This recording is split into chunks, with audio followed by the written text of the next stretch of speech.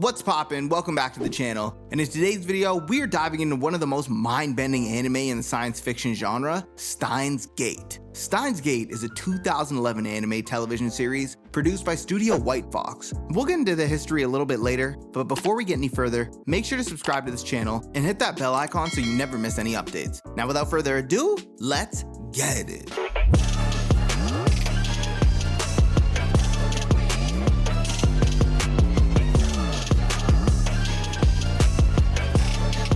Steins Gate first debuted as a visual novel game on the Xbox 360 in Japan on October 15, 2009.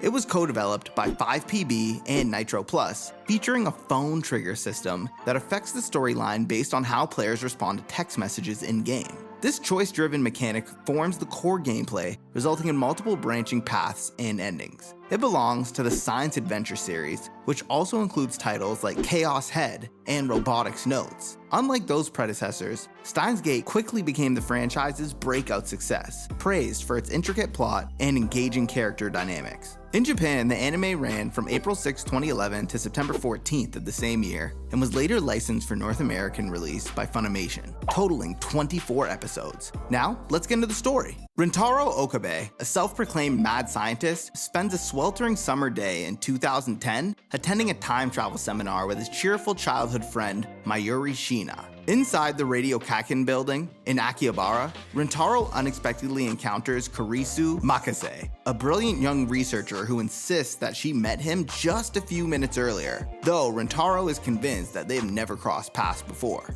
Abruptly, he finds Kurisu lying in a pool of blood, stabbed to death. Shocked, he sends a panicked email to his hack-savvy friend, Itaru Daru Hashida, describing the horrific scene. An eerie sensation then overtakes him, and moments later, the once crowded streets become empty. The world seems to have shifted, and Rintaro catches sight of a crashed satellite lodged in the very building where the seminar was supposed to take place. Strangely, no one else seems to remember any seminar happening at all. Returning to the modest Future Gadget laboratory above an old CRT television shop, Rintaro resumes tinkering with his latest invention, the phone wave, an odd microwave controlled by cell phone. So far, it transforms bananas into a strange green gelatin, but seems otherwise useless. During further testing, Rintaro is jolted by the discovery that the email he sent Daru about Kurisu's stabbing arrived 5 days before he wrote it. Even more confusing, Kurisu reappears alive, unharmed, and confident that Rintaro is simply a man prone to delusions. Unable to make sense of the conflicting timelines, Rintaro digs into an old internet legend, John Titor, a figure who once claimed to be a time traveler in 2000, has inexplicably reappeared in 2010 with new predictions. Adding to the mystery, the original mentions of Titor from 2000 have vanished without a trace. As Rintaro, Daru, and Mayuri experiment, they find the phone wave's odd function.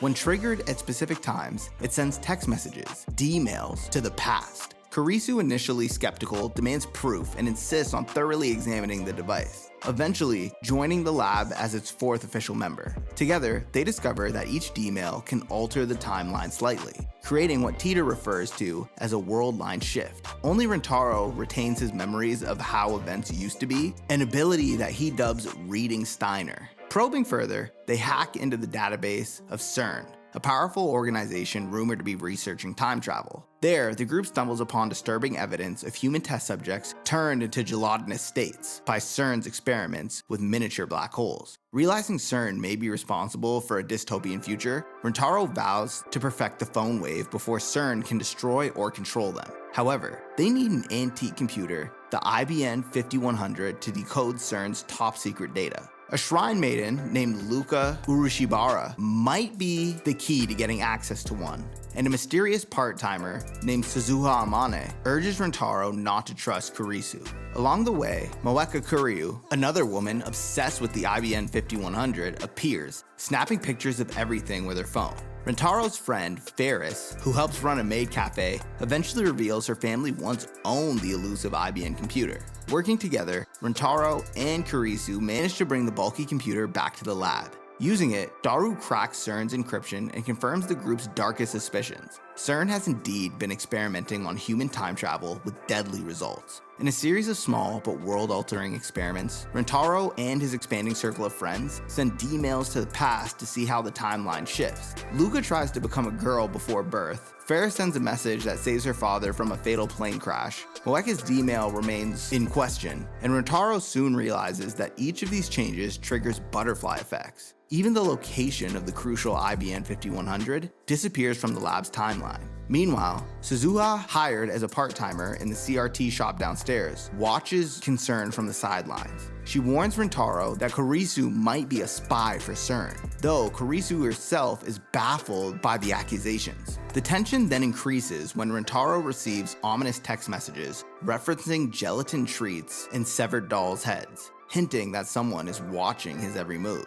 Kurisu then constructs a new upgrade, a time leap machine that compresses a person's memories into D-mail size, sending their consciousness back 2 days. Still shaken by the anonymous threats, Rentaro hesitates to use it. As everyone gathers for a celebratory party, Moeka and a group of armed men, rounders under CERN, storm the lab.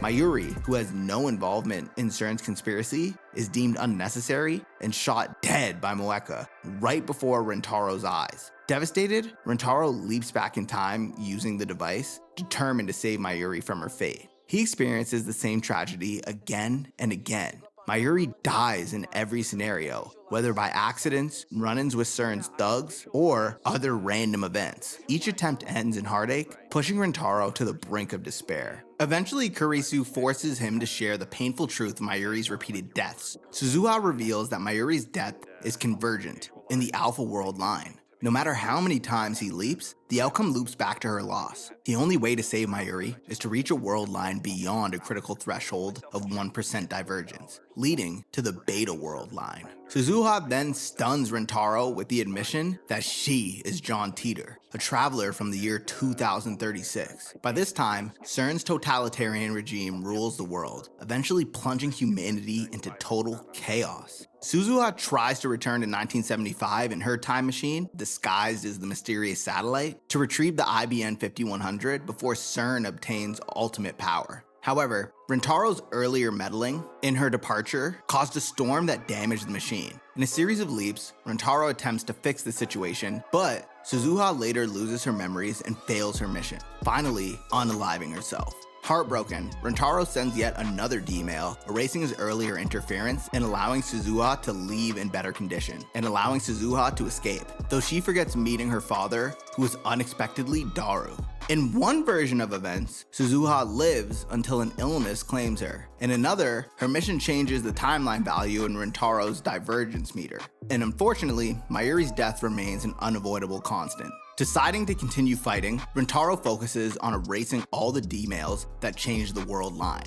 That means undoing Farah's message that saved her father, reversing Luca's transformation into a girl, and ultimately negating Moeka's message. Each reversal gently nudges the timeline closer and closer to the original, the one in which the IBN 5100 remains safe in the future Gadget Lab. Step by step, Rentaro reverts each friend's past. Ferris heartbreakingly allows her father to die to restore Akihabara's identity. Luca tearfully relinquishes her life as a girl to maintain cosmic balance. And as for Moeka, she is deeply entangled with a person she calls FB, the mysterious rounder who was thought to be working for CERN, who gave her orders. When Moeka unalives herself in despair, Rentaro leaps again, trying to save her and find FB. This relentless pursuit leads him to Yugo Tennoji, aka Mr. Braun, the landlord downstairs who has been working for CERN under threat of his daughter. Enacting the Grim Rounder code, Yugo kills Moeka and then himself. Horrified, Rentaro uses Yugo's phone to cancel Moeka's earlier D-mail, restoring the original timeline piece by piece. At last, the lab once again possesses the IBN 5100.